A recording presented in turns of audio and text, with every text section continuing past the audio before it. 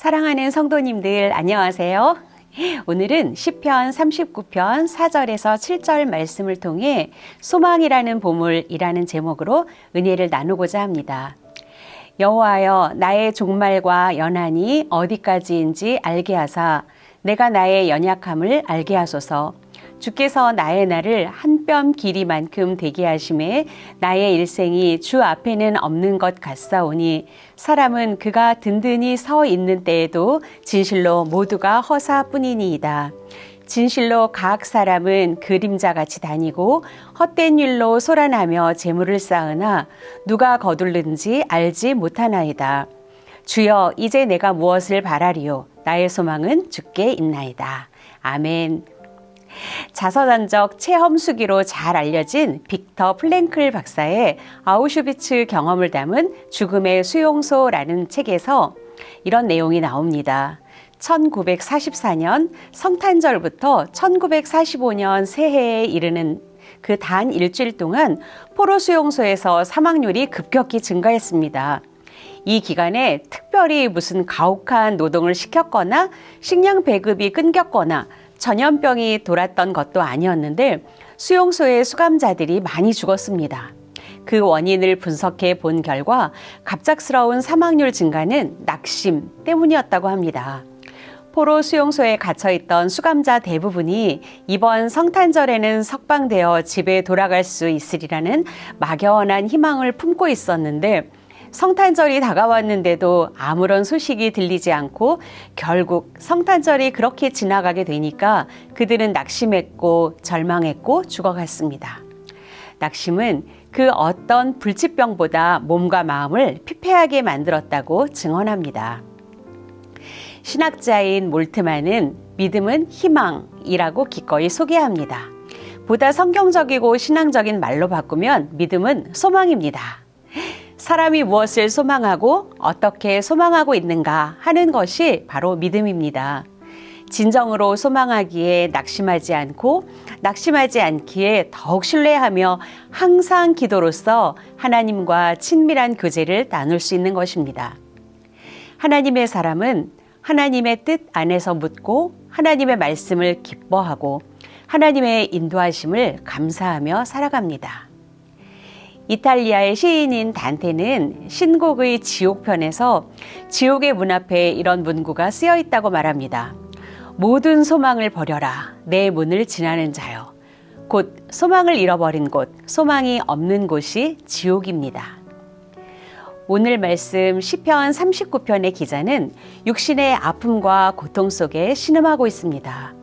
얼마나 큰 고통이 되었으면 그것으로 인생의 허물을 뼈저리게 느끼며 죽을지 모르는 위기를 고백하는지 모릅니다. 그러나 그는 하루를 살든 이틀을 살든 하나님의 긍휼의 손길에 붙잡혀 회복되기만을 기도하고 있습니다. 그의 애원은 다만 자기 목숨을 연장하려는 육체의 생명에 치중한 것이 아니라 자신의 병고가 자신의 죄 때문임을 고백하며 하나님의 도우심을 구하고 있습니다. 사람은 병이 들기도 하죠. 다양한 이유에서 병이 들 것입니다. 코로나로 인해서도 많은 고통과 어려움을 받고 있었고 지금도 여전히 어려움에 놓여 있습니다. 세상 사람들은 온갖 다른 곳에서 어려움의 원인을 찾고 남을 탓하기도 하고 타인을 정죄할지 몰라도 믿음의 사람의 마음은 분명히 다릅니다. 이 모든 일에 우리들의 잘못을 돌이켜보고 하나님 앞에서 용서를 구하며 주의 도우심을 바라는 마음을 갖는 것이죠. 그리고 고통하며 아파하는 현실 속에서도 비록 인생의 깊은 허물을 느끼며 절망의 심정이 들더라도 오직 인생의 참된 소망이 하나님께 있음을 더욱 깊이 깨닫고 고백하는 사람이 바로 믿음의 사람입니다. 나의 연약함을 알게 하소서 기도하며 또한 자신의 목숨이 끝이 있고 이 생명이 영원할 수 없다는 그 분명한 한계를 아는 중에 영원하시고 전능하신 하나님을 진정으로 소망하며 의지하는 겁니다. 인생의 허무가 단순히 자연의 현상이라고 생각한다면 그는 하나님의 섭리를 모르는 사람입니다.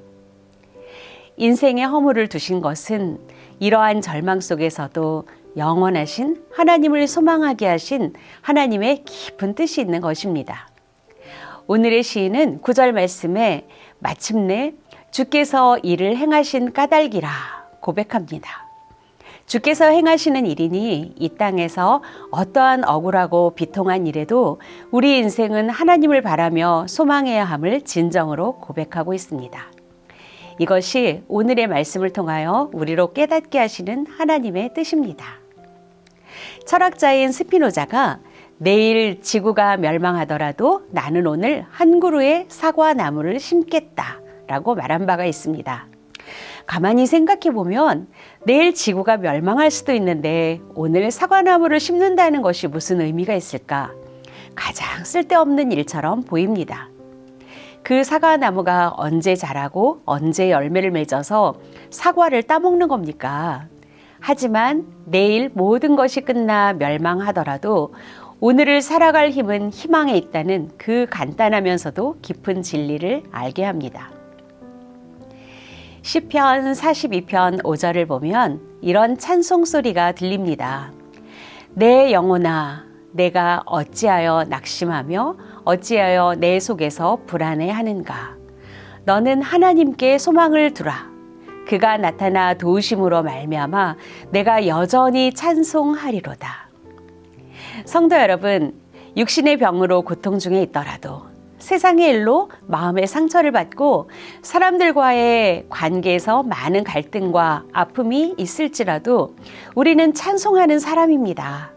하나님께 소망을 두기에 하나님을 기뻐하며 찬송합니다. 반드시 우리를 도우시는 주님이 계시기에 그렇습니다. 지난해 성탄절에 영화부에서 했던 공연 중에서 영화부 교사인 아빠와 딸이 듀엣으로 찬양을 했습니다. 아빠와 딸이 손을 꼭 잡고 부른 찬양에 많은 사람들이 은혜를 받았습니다. 바로 행복이라는 제목의 찬송이었는데 가사의 내용이 이렇습니다. 화려하지 않아도 정결하게 사는 삶. 가진 것이 적어도 감사하며 사는 삶. 내게 주신 작은 힘 나눠주며 사는 삶. 이것이 나의 삶의 행복이라오. 눈물 날 일 많지만 기도할 수 있는 것, 억울한 일 많으나 주를 위해 참는 것, 비록 짧은 작은 삶, 주 뜻대로 사는 것, 이것이 나의 삶의 행복이라오. 세상은 알 수 없는 하나님 선물, 이것이 행복이라오. 하나님의 자녀로 살아가는 것, 이것이 행복이라오. 사랑하는 성도 여러분, 언제나 나누어 줄 수 있는 사람은 은혜를 더 많이 받은 사람입니다. 더 넉넉한 마음을 가진 사람입니다. 실제로 돈이 더 많아서가 아니라 은혜가 더 많아서입니다. 절망할 일이 없어서가 아니라 소망이 있기에 절망하지 않는 것입니다. 오직 소망의 사람은 주신 모든 것을 은혜로 만들어 갑니다. 하나님의 도우심을 믿기에 그렇습니다. 우리는 오늘이라는 하나님의 선물의 날을 살아갑니다. 우리 주변에 희망을 잃어 좌절하는 사람이 있다면 우리가 그들에게 오늘을 살아가는 희망을 선물하는 사람이 되어야 하겠다는 마음을 갖게 됩니다. 성도는 살아가는 모든 순간순간 소망이라는 보물을 발견하는 사람입니다. 기도하겠습니다. 주님, 소망이라는 보물로 우리의 삶에 용기를 주셔서 감사합니다. 우리의 인생을 허무하다 하기 전에 섭리하시고 역사하시는 주를 바라보게 하옵소서.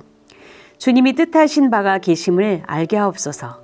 아픔 속에서도 결국은 주님이 행하시는 용서와 치유가 있음을 고백하게 하옵소서. 소망이 끊어진 듯 어두운 현실에서도 내가 주님 안에 있기에 소망을 저버리지 않습니다. 오늘 하루도 소망의 끈을 잡고 승리하는 온 성도들이 되게 하여 주시옵소서. 예수님의 이름으로 기도드립니다. 아멘.